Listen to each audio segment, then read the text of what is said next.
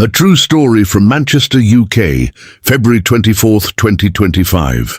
The morning of February 24th, 2025, started like any other for Daniel Harper, a 34-year-old single father living in a modest flat in Manchester, UK. If you believe in kindness, second chances, and the power of small moments to change lives, please like, comment, share, and subscribe to Kindness True Stories. Also, tell us in the comments where in the world are you watching from. He worked as a delivery driver for a logistics company, barely making enough to cover rent and his 7-year-old daughter Emma's school expenses.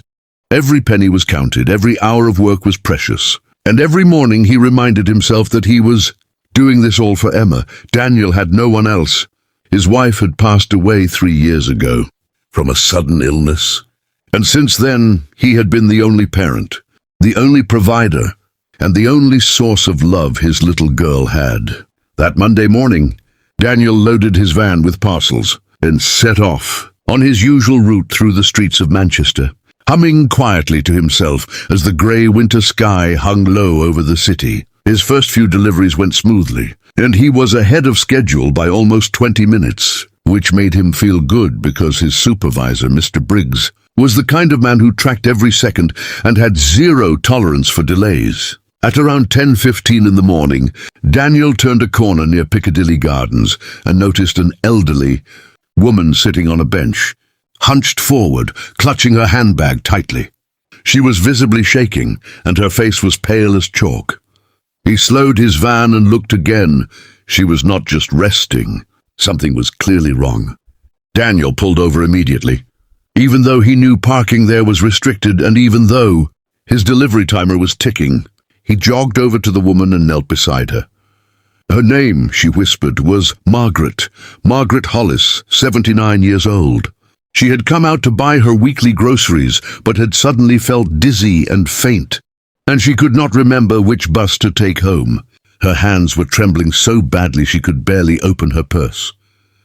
Daniel sat with her for a moment, calmed her down, helped her sip some water from the bottle he carried in his van, and called for emergency assistance. He stayed with her until the paramedics arrived, answered their questions, held her hand when she started to cry, and even waited an additional 40 minutes until her family was contacted and confirmed to be on their way.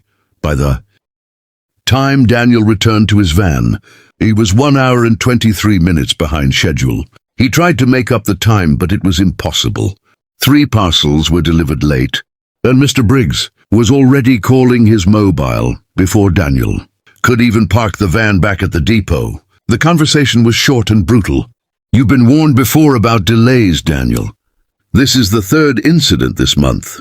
I have no choice. Hand in your badge. You're terminated effective today." Daniel sat in silence in his van for a long time after that call. He thought about Emma. He thought about the rent due in 9 days. He thought about how he had done the right thing.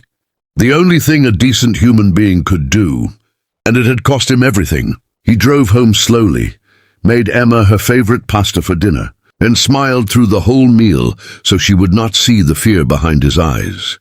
2 days passed, and Daniel had already started applying for new jobs, quietly dealing with the anxiety that came with every unanswered email. When his phone rang with an unknown number, he almost did not pick it up. The voice on the other end was calm, professional, and female. "Is this Daniel Harper, the delivery driver who helped my grandmother near Piccadilly Gardens on February 24th? Daniel said yes, confused. The woman introduced herself as Sophia Hollis, and she explained that Margaret was her grandmother, and that she had been searching for Daniel since the moment her grandmother told her what had happened. Sophia Hollis was not just any person. At 36 years old, she was the founder and CEO of Hollis Digital, one of the fastest-growing tech and investment companies in the UK, with offices in Manchester, London, and Edinburgh.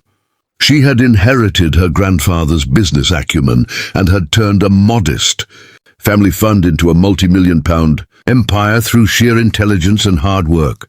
She was, by every measure, powerful, wealthy, and respected. But when she arrived at the small community cafe where she had asked to meet Daniel, she came alone, without assistants or drivers, dressed simply carrying 2 cups of coffee. She told Daniel that her grandmother had not stopped talking about him, about the young man who stopped when no one else did, who held her hand, who made sure she was safe before he left.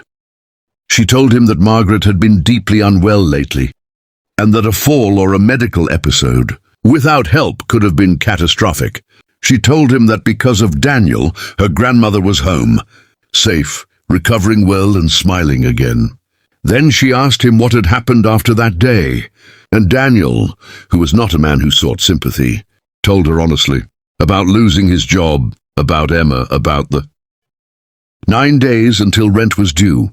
Sophia listened without interrupting. When he finished, she was quiet for a moment. Then she reached into her bag and placed a formal letter on the table. A job offer. Not a delivery job, a logistics operations coordinator role at Hollis Digital's Manchester office, now full-time, with a salary 3 times what Daniel had been earning, full benefits, and a guaranteed contract. She told him she had spoken to her HR director the night before. She told him the role was real. The offer was genuine, and it was his if he wanted it. Daniel stared at the letter for a long time. He looked up at Sophia and asked why. She smiled and said simply, because kindness like yours is rare, and rare things deserve to be protected. Daniel Harper started his new position the following week. Emma got to visit his new office and declared it the fanciest place in all of Manchester.